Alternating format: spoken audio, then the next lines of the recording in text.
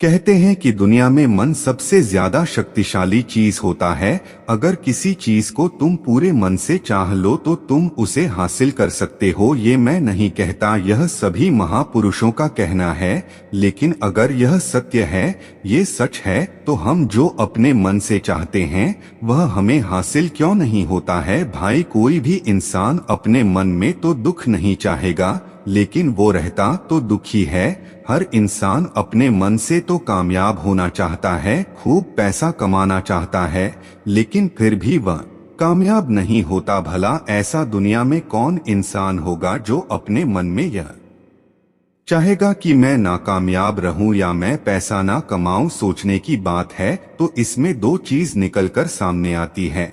या तो वह महापुरुष गलत थे जिन्होंने यह बात बोली कि मन से चाहे हुई चीज हासिल हो जाती है, या फिर हम गलत हैं। आज की पोस्ट में मैं जो कहानी बताने वाला हूं उसमें आपको एक ऐसा मंत्र मिलेगा। उसे समझने के बाद आपको एक ऐसा मंत्र का पता चलेगा जिससे आप यह समझ पाएंगे कि अपने मन से कोई भी चीज कैसे करवाई जाती है, मन में किसी भी बात का बीज कैसे बोया जाता है। यह इस कहानी से आपको अच्छी तरह से समझ में आ जाएगा और इससे आप यह भी समझ पाएंगे कि आकर्षण का नियम, लॉ ऑफ अट्रैक्शन, कैसे काम करता है। कहानी छोटी सी है लेकिन बहुत ही गहरी है। इस पोस्ट को पूरा लास्ट तक पढ़ना तो ही आप अच्छे से इस कहानी का पूरा लाभ ले पाएंगे। तो चलिए कहानी शुरू करता हूँ और समझते हैं कि मन का मंत्र। एक बार की बात है, एक आदमी के जीवन में सिर्फ दुख ही दुख थे। वह जो भी काम करता उस बेचारे का वह काम पूरा ही नहीं होता। घर में आता तो घर में कलेश बना रहता, किसी से कोई मदद मांगता तो कोई उसकी मदद नहीं करता। ऐसा लगता था कि चारों तरफ से उसके ऊपर दुख का पहाड़ टूट पड़ा है। उसे समझ नहीं आ रहा था कि मैं इन दुखों से कैसे पार पाऊं। वह दिन रात यही सोचता रहता था कि अपने दुखों से छुटकारा कैसे पाना है। इसी कारण से वह रात में सो भी नहीं पाता था। उसकी आंखों के नीचे बड़े बड़े काले घेरे बन गए थे, जो इस बात का प्रतीक थे कि वह आदमी कितना दुखी है और कितना चिंतित है। कभी कभी तो उसके मन में आत्महत्या करने के भी ख्याल आते थे, लेकिन अपने परिवार की चिंता करके वह यह कदम नहीं उठा पाता। वह इतना दुखी हो गया कि उसने निर्णय किया कि वह इन दुखों से छुटकारा पाकर ही रहेगा। इसके लिए चाहे उसे कितनी ही मेहनत करनी पड़े, कुछ भी करना पड़े, चाहे अंगारों पर चलना पड़े, लेकिन इन दुखों से छुटकारा हासिल करके रहेगा। ऐसे ही एक दिन उसने अपने मित्र से पूछा कि मैं अपने जीवन को कैसे सुधारें। उसके मित्र ने उसे बताया कि तुम किसी बाबा के पास जाओ। बाबाओं के पास ऐसा मंत्र होता है जिससे सारे दुख मिट जाते हैं, जीवन खुशियों से भर जाता है और धन संपदा भी हासिल होती है। तुम किसी ऐसे बाबा को ढूंढ लो, बस तुम्हारा काम बन जाएगा। उस आदमी के मन में यह बात पूरी तरह से पक्की बैठ गई कि कोई बाबा ही मेरा दुख दूर कर सकता है, और इसीलिए उसे किसी भी बाबा के बारे में पता चलता तो वह उस बाबा के पास पहुंच जाता, उस बाबा को अपनी समस्या बताता और उससे उसका समाधान पूछता और कहता कि बाबा, मैं कुछ भी करने के लिए तैयार हूं, लेकिन मेरी इन समस्याओं से मुझे छुटकारा दिला दीजिए। आप जो कहेंगे मैं वह लेकिन मेरे जीवन को सुधार दीजिए। बाबा उसे कुछ टोने टोटके बताते थे करने के लिए और बदले में दान दक्षिणा ले लेते थे कि यह टोना टोटका करने के बाद तुम्हारे घर में सुख शांति बनी रहेगी। बस इस टोटके को पूरी विधि के साथ करना। वह आदमी घर लौटकर पूरी विधि के साथ टोने टोटके करने लगा, लेकिन बहुत टोने टोटके करने के बाद भी उसके जीवन में कुछ बदलाव नहीं आया। इसके विपरीत उसका जीवन और ज्यादा दुखी हो गया। जो भी बाबा उसे टोना टोटका देता था वह बदले में उससे दान दक्षिणा लेता था, जिससे उसका धन भी धीरे धीरे खत्म हो रहा था। इससे उसके जीवन में दुख और ज्यादा बढ़ गया।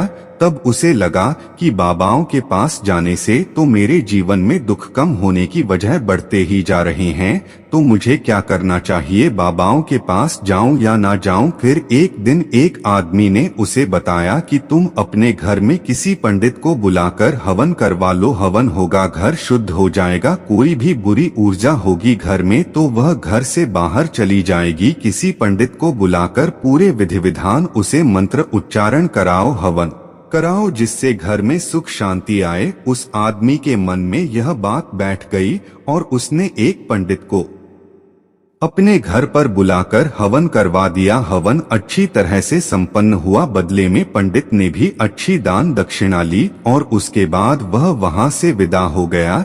लेकिन कुछ दिनों के बाद उस आदमी को महसूस हुआ कि उसके जीवन में अभी भी कोई बदलाव नहीं आया है। अब वह आदमी पूरी तरह से दुखी हो गया और ज्यादा परेशान हो गया। अब तो उसे लगने लगा था कि मेरे जीवन में से दुख कभी खत्म ही नहीं होंगे, और यही सोच सोच कर उस आदमी का बुरा हाल हो गया था। फिर एक दिन उसे अपने मित्र से एक ऐसे बाबा के बारे में पता चला जो समाधान बताने के लिए कोई दान दक्षिणा नहीं लेता था। उस आदमी को लगा कि यह बाबा दूसरे बाबाओं की तरह नहीं हो सकता, क्योंकि यह तो दान दक्षिणा लेता ही नहीं, और अगर दान दक्षिणा नहीं लेता तो यह सच में कोई सिद्ध बाबा होगा। और यही सोचकर वह उस बाबा के पास पहुंच जाता है।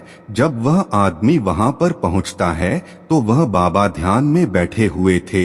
यह देखकर वह आदमी वहीं पर चुपचाप बैठकर ध्यान से बाहर आने का उनका इंतजार करने लगा। थोड़ी देर बाद बाबा ने आंखें खोली तो सामने एक दुखी और परेशान युवक को बैठे देखा। उसकी आंखों के नीचे काले घेरे देखकर ही समझ गया कि यह आदमी अपने जीवन से कितना परेशान है। उसे संबोधित करते हुए बाबा ने पूछा कि बच्चा क्या चाहते हो, बाबा के पास क्या लेने आए हो। उस आदमी ने कहा कि बाबा मैं अपने जीवन से बहुत परेशान हूँ, मैंने इन दुखों को दूर करने के लिए बहुत सारे रास्ते अपनाए, हर वो तरकीब करके देखें जो किसी बाबा ने मुझे बताई, हर वो काम किया जो कोई भी इंसान ने मुझसे करने को कहा, लेकिन मेरे जीवन में दुखों में कोई कमी नहीं आई। बाबा इसके विपरीत मेरे जीवन में दुखों में बढ़ोतरी हो गई है।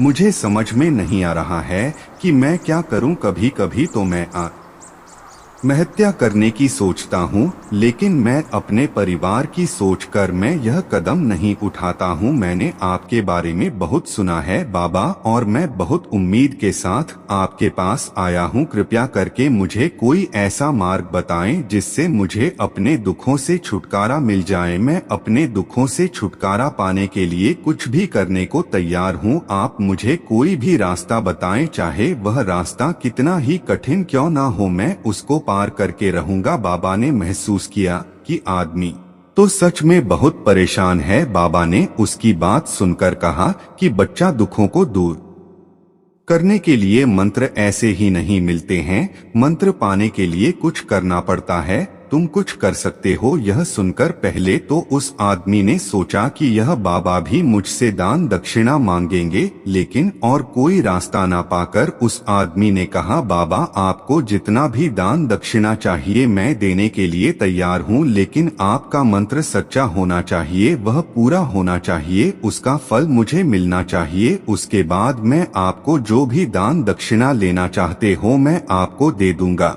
बाबा ने कहा, दान दक्षिणा तो बहुत छोटी चीज है, मुझे वह नहीं चाहिए। इस पर वो आदमी सोच विचार करके बोला, तो बाबा मैं अंगारों पर भी चलने के लिए तैयार हूँ, आप मुझे बस आज्ञा दीजिए।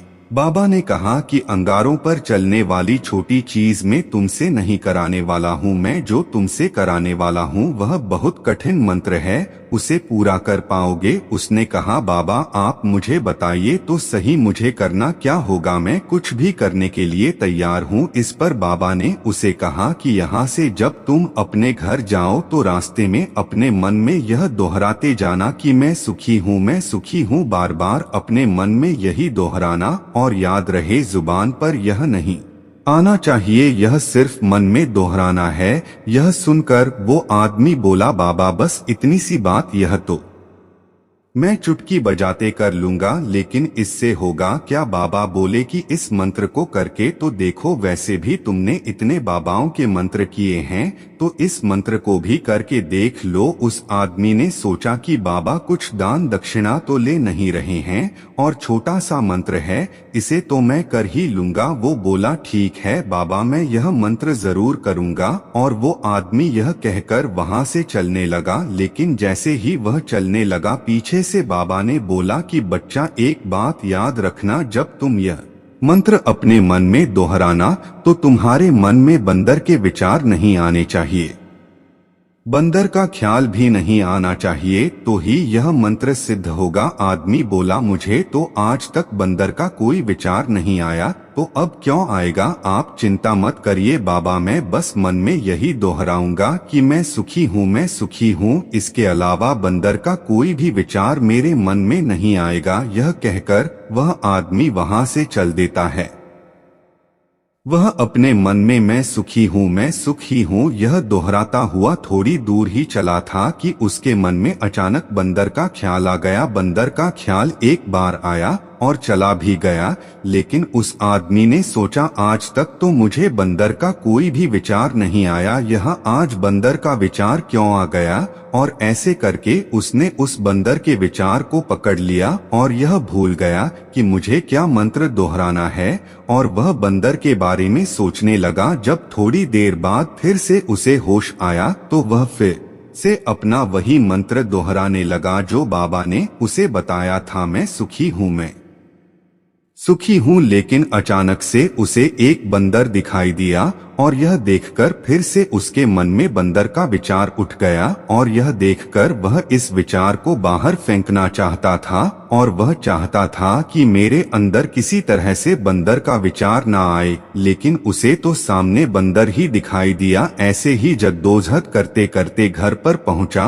और घर पर पहुंचने के बाद अपनी पत्नी को कहा कि हे बंदरिया, मुझे खाने में बंदर परोस दो। और जब उसे एहसास हुआ कि उसने क्या बोल दिया तो वह अपने बाल नोचने लगा और दीवारों में सर मारने लगा कि आज तक मुझे बंदर का कोई भी विचार नहीं आया, और आज मुझे यह क्या हो गया है कि मुझे हर जगह बंदर ही बंदर नजर आ रहे हैं, यह कैसी माया है?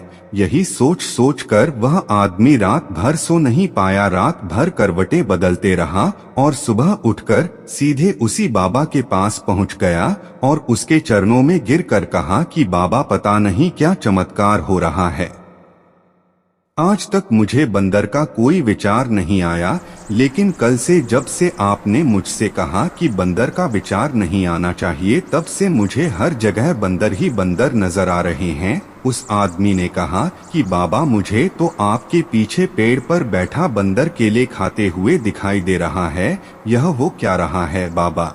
यह सुनकर बाबा हंसने लगे। हाँ हाँ हाँ हाँ बच्चा, मन का जाल एक ऐसा जाल है जिसे समझ पाना इतना आसान नहीं है। बंदर तो तुम्हारे रास्ते में पहले भी आते थे, जब तुम मेरे पास आए थे तो इन्हीं पेड़ों पर यह बंदर घूम रहे थे, लेकिन तब तुम्हारे ध्यान में यह बंदर नहीं था, तब तुम्हारे ध्यान में सिर्फ दुख थे। इसके बाद बाबा ने उसे बताया कि बच्चा, हम जिस चीज से भी दूर भागना चाहते हैं, वही चीज हमारे मन में बहुत गहरे में प्रविष्ट हो जाती हैं और हमारे अंतर्मन में समा जाती है।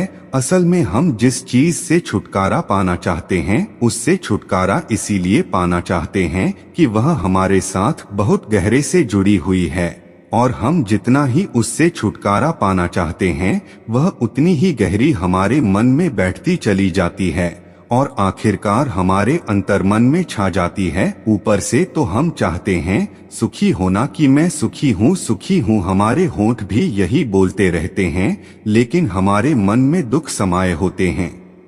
हमारे विचारों में, हमारे मन में दुख ही दुख दिखाई देते हैं, इसीलिए अपनी जुबान से बार बार यह बोलने से कि मैं सुखी हूँ, हम सुखी नहीं होंगे जब तक यह मंत्र हमारे अंतर्मन में प्रविष्ट नहीं होगा। इस पर उस आदमी ने पूछा कि बाबा, लेकिन यह मंत्र हमारे अंतर्मन में प्रविष्ट कैसे होगा? यह सुनकर बाबा ने कहा कि बच्चा, अपने दुखों से लड़ना बंद कर दो। जब तक तुम अपने दुखों को दूर करने की सोचते रहोगे, तब तक वो दुख तुमसे चिपके रहेंगे, तब तक वो दुख तुम्हारे अंतर्मन पर अपना राज बनाए बैठे रहेंगे। और जिस दिन तुम उन दुखों के बारे में सोचना ही छोड़ दोगे, उन दुखों से छुटकारा ही नहीं पाना चाहोगे, उसी दिन से तुम्हारे जिंदगी से दुख गायब हो जाएंगे। क्योंकि किसी भी चीज से छुटकारा पाने के लिए हमें उस चीज के बारे में सोचना पड़ता है, और हम जितना ही उस चीज के बारे में सोचते हैं, वह उतनी ही गहरी हमारे मन में प्रविष्ट होती चल। हम अधिकतर समय दुखों के बारे में ही सोचते हैं। हम यही सोचते हैं कि हमारे जीवन में दुख है और हमें इससे छुटकारा पाना है। इसी वजह से बार बार सोचने से वो दुख हमारे अंतर्मन में प्रविष्ट हो जाते हैं और हमें एहसास भी नहीं होता। इसीलिए अगर तुम दुखों से छुटकारा पाना चाहते हो तो दुखों से छुटकारा पाने के बारे में सोचना छोड़ दो, तुम्हें दुखों से छुटकारा मिल जाएगा। अक्सर आदमी धूम्रपान छोड़ना चाहता है, शराब छोड़ना चाहता है, सुबह अपने आप से यह वादा करता है कि मैं कोई भी गलत काम नहीं करूंगा, लेकिन शाम को जब लौटता है तो नशे में चूर होकर लौटता है। ऐसा क्यों होता है? जो हम सोच रहे हैं वह पूरा कर ही नहीं पा रहे हैं। असल में हम उस चीज को बहुत ज्यादा तवज्जो दे रहे हैं, उस चीज को बहुत ज्यादा अहमियत दे रहे हैं। जब भी हम उस चीज को छोड़ने के बारे में सोचते हैं तो हम उसकी इम्पोर्टेंस यानी कि विशेषता और ज्यादा बढ़ा देते हैं। हमारा मन उस चीज के बारे में जितना ज्यादा सोचेगा, शराब या धूम्रपान छोड़ने के बारे में जितना ज्यादा सोचेगा, हमारा मन उतना ही उस चीज के पीछे ज्यादा भागेगा। हमें उस चीज से लड़ना नहीं है, बल्कि बिना सोचे गुजर जाना है। और अगर हम इस मंत्र को समझ लेते हैं तो हम अपने जीवन में जो भी पाना चाहते हैं उसे अपने अंतर्मन में डाल सकते हैं। और एक बार वो लक्ष्य हमारे अंतर्मन में बैठ जाता है तो फिर सफलता पाने में कोई समस्या नहीं आती, कोई दिक्कत नहीं आती। तो दोस्तों, कैसा लगा आपको वीडियो? कमेंट में जरूर